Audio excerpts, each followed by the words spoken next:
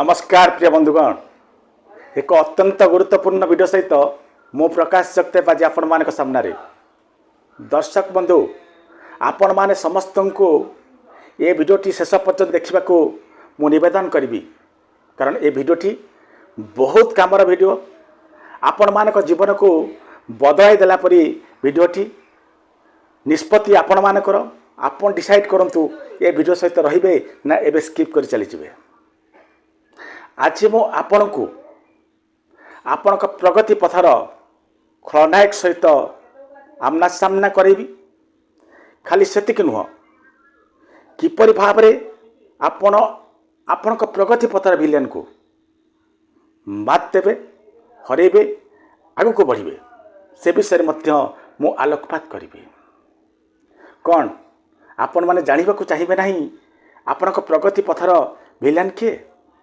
दर्शक बंधु, आपण मान को मोर प्रश्न, पिलाटी दिन आपण जो स्वप्न देखिथिले मते ऑनेस्टली कहतु, आपण माने से स्वप्न पाखरे आपण पहुंची पारिचंती?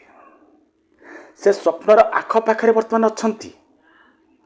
मु जानिछि आपण माने मना कले मध्य, मिछ कहिले मध्य अधिकांशकर स्वप्न भांगी जाइछि, स्वप्न ठारू दूरे जाइचंती। से समय कथा मने पकांतु। प्रत्येक स्कूल ले छोट छोट बयस रे सार माने प्रश्न करती, what is the aim of your life?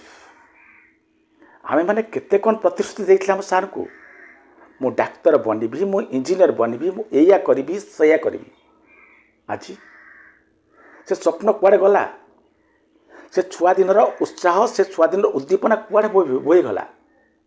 हाथ आमर खाली कहीं जानते? गोटे खलनायक अच्छी, जो खलनायक आमको आम स्वप्न पाखे पहुँचे दौना। से खलनायक इते खेलाड़ी ताको आम वर्तमान सुधा भी जानी पारु ना किए सी।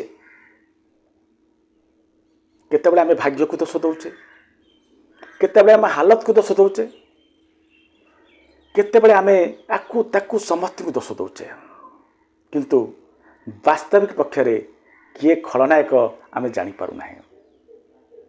आपन जानवे ना किए से खलनायक बोली? गोटे सुंदर कहानी शुणु। गोटे ऑफिस रे प्राय 80 जन लोक काम करुले। अनेक वर्ष गला परे मध्य कहारी प्रमोशन हैला नहीं। जिते प्रमोशन कार हैला नहीं, से कौन है ऑफिस कर्मचारी माने ये ताकू दोष देला, सी ताकू दोष देला, एमती दोष देवा प्रक्रिया चलला। ये कथा जे मालिक ता कान रे बाजिला। बहुत चालाक लोक। से कौन कले जे गोटे दिन डिक्लेयर करदेले जे आज कौन सी कामदाम हम ना।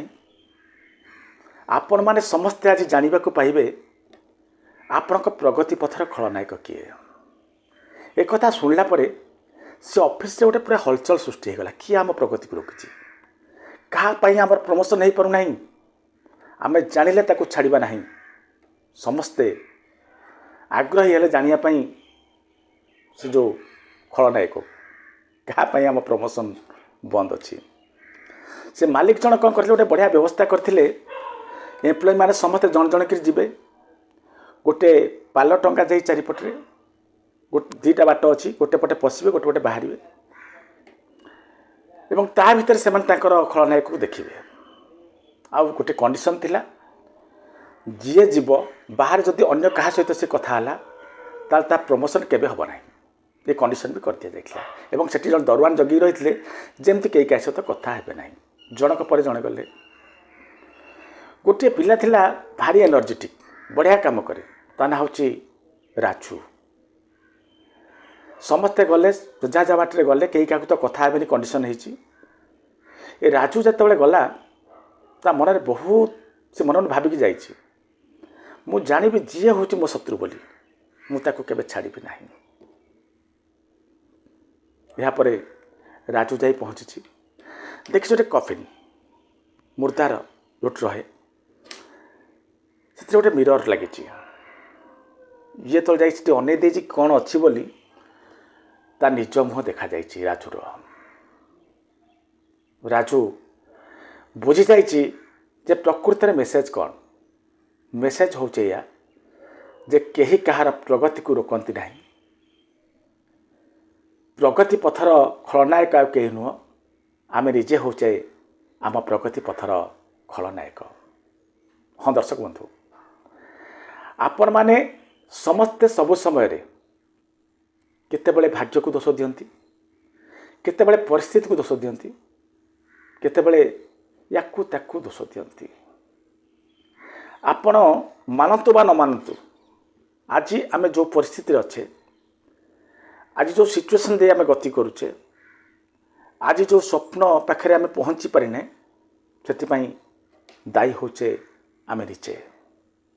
ଆମେ ନିଜେ ହିଁ ଆମ ପ୍ରଗତି ପଥର ଖଳନାୟକ। ତେଣୁ ନିବେଦନ କରିବେ ଭିଡ଼ିଓ ମାଧ୍ୟମରେ ଆପଣମାନେ ସମସ୍ତଙ୍କୁ, ଆପଣ ପ୍ରଥମେ ନିଜେ ନିଜକୁ ହରାନ୍ତୁ।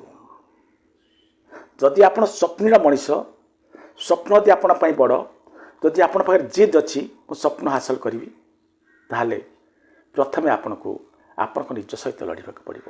ଆପଣ ମନେ ରଖିଥାନ୍ତୁ, ଯିଏ ଥରେ ନିଜେ ନିଜକୁ ହରାଇ ଦେଲା, ହରାଇ ପାରିଲା, ତାକୁ ହରାଇଲା ବାଲା ଏ ସଂସାରରେ କେହି ନାହିଁ।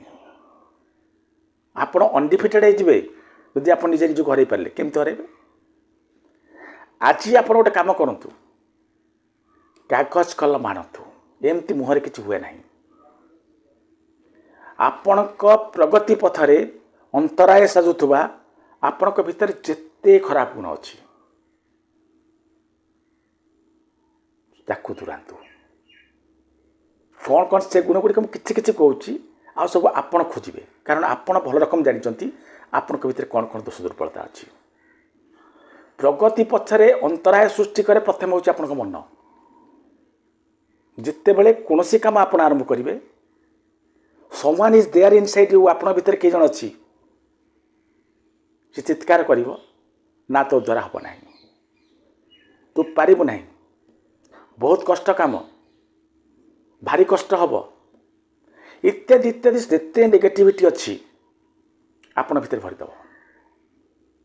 ତେଣୁ ଯଦି ପ୍ରଗତି ଚାହୁଁଛନ୍ତି, ପ୍ରଥମେ ଆପଣ ମନରେ ଆବାଜକୁ ବନ୍ଦ କରନ୍ତୁ।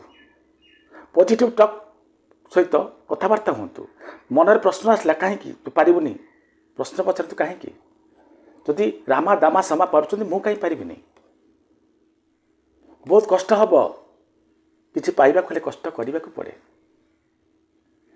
ଏ ଯଦି ମନକୁ ଆପଣ ବୁଝେଇ ଦେଇପାରିଲେ, ତାହେଲେ ଆପଣ ପ୍ରଥମ ପାଦ ଆପଣଙ୍କ ସଫଳତା ଆଡ଼କୁ ବଢ଼େଇ ପାରିବେ।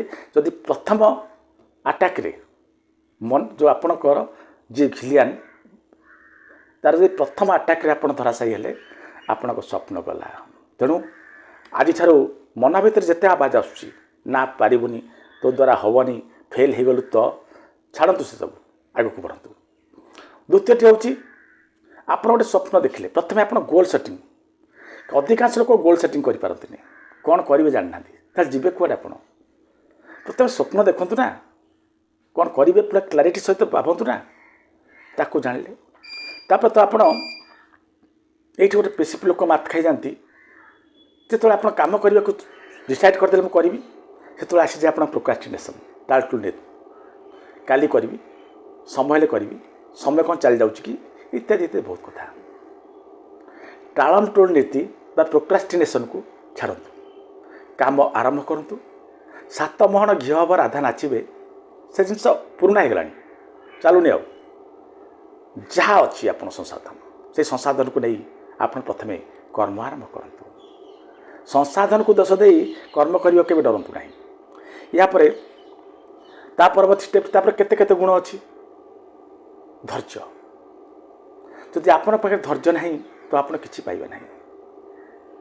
ଗଛଟିଏ ଲଗାଇଲେ, ଗଛଟିଏ ଲଗଉ ଲଗଉ କ'ଣ ସାଙ୍ଗେ ସାଙ୍ଗେ ଫଳ ଫଳିଯିବ? ଆପଣଙ୍କୁ ଅପେକ୍ଷା କରିବାକୁ ନା ପଡ଼ିବ ନା, ସମୟ ଅନୁସାରେ ଫଳ ଫଳିବ। ଆପଣ କର୍ମ କରନ୍ତୁ, କର୍ମ ଆପଣଙ୍କ ହାତରେ ଅଛି, ଫଳ ଆପଣଙ୍କ ହାତରେ ନାହିଁ। ତ ଧୈର୍ଯ୍ୟବାନ ହୁଅନ୍ତୁ। ଧୈର୍ଯ୍ୟ ଛାଡ଼ିଦେଲେ ଆପଣ ଯୁଦ୍ଧ କରିବା ପୂର୍ବରୁ ହାରିଯିବେ। ପଞ୍ଚମଟି, ତାପରେ ଷ୍ଟେପ୍ଟି ହେଲା, ଧୈର୍ଯ୍ୟ ଗଲା, ତାପରେ ଜିନିଷ ଆସିବ କ'ଣ, ଆପଣଙ୍କର ଡିସିପ୍ଲିନ୍। ଯଦି ଡିସିପ୍ଲିନ୍ ଆପଣଙ୍କ ପାଖରେ ନାହିଁ, ଆପଣ ଜୀବନରେ କିଛି କରିପାରିବେ ନାହିଁ। ଡିସିପ୍ଲିନ୍ ମାନେ କ'ଣ?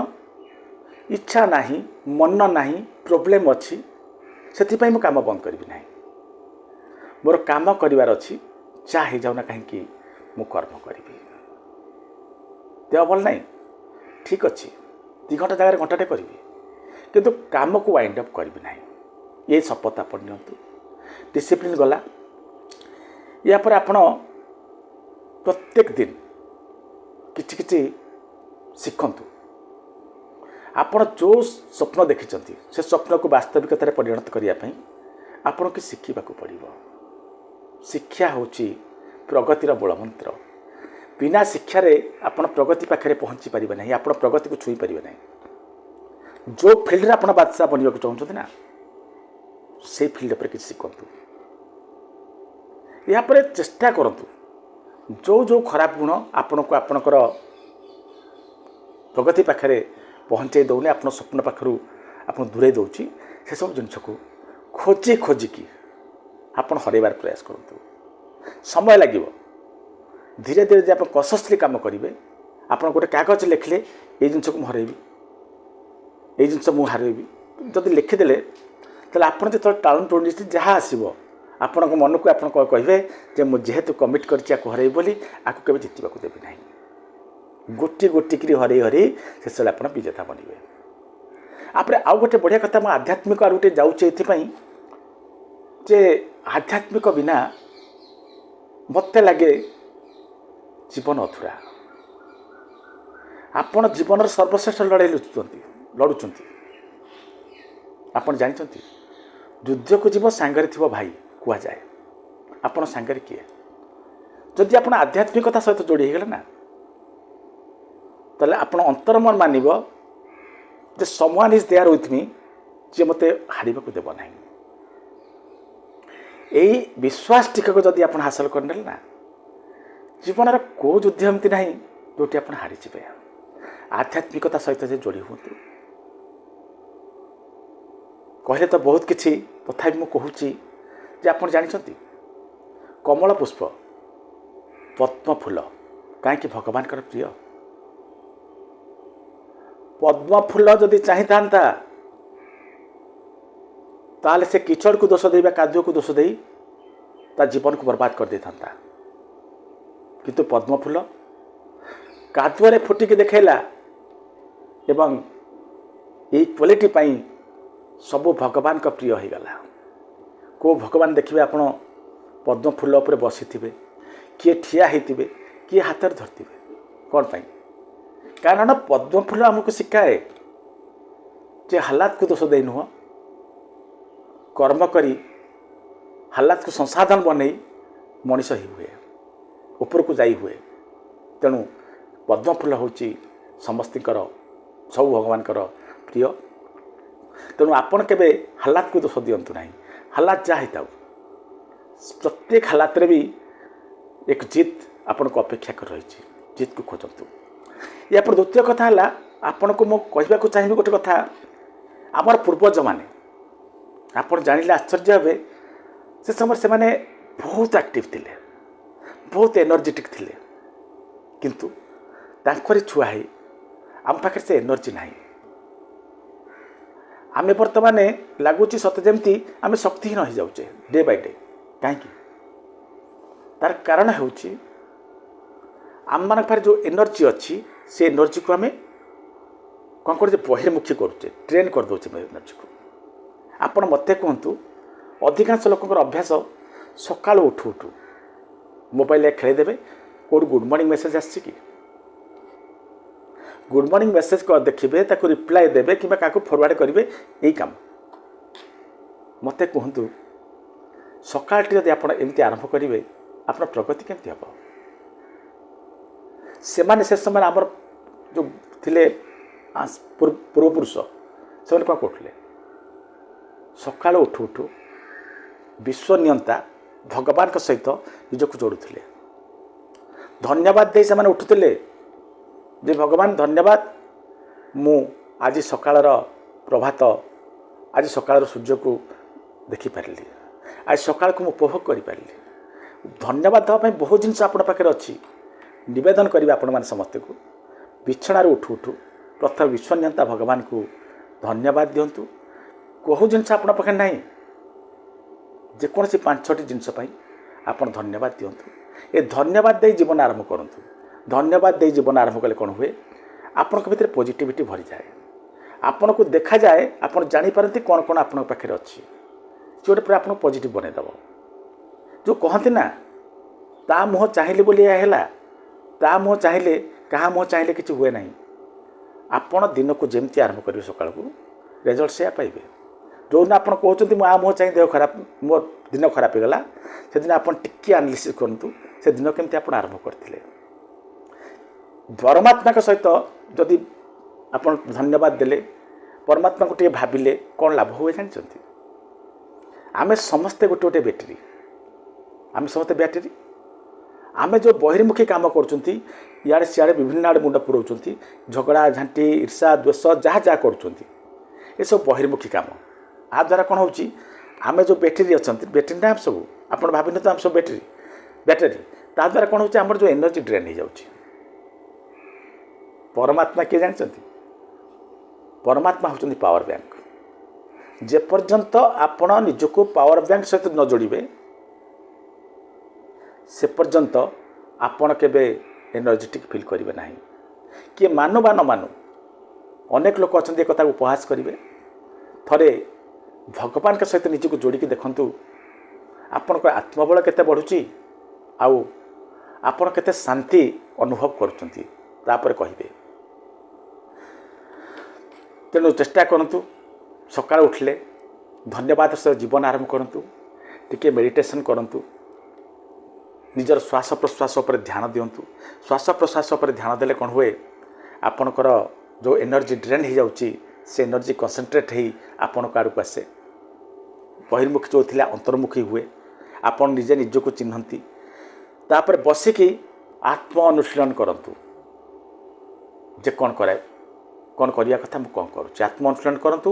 ଏବଂ ସେଇ ନିଶ୍ୱାସ ପ୍ରଶ୍ୱାସ ଉପରେ ଧ୍ୟାନ ଦେବା ସମୟରେ ଆପଣ ସଂକଳ୍ପ ନିଅନ୍ତୁ, ଆଜି ମୋର କ'ଣ କ'ଣ କରିବାର ଅଛି।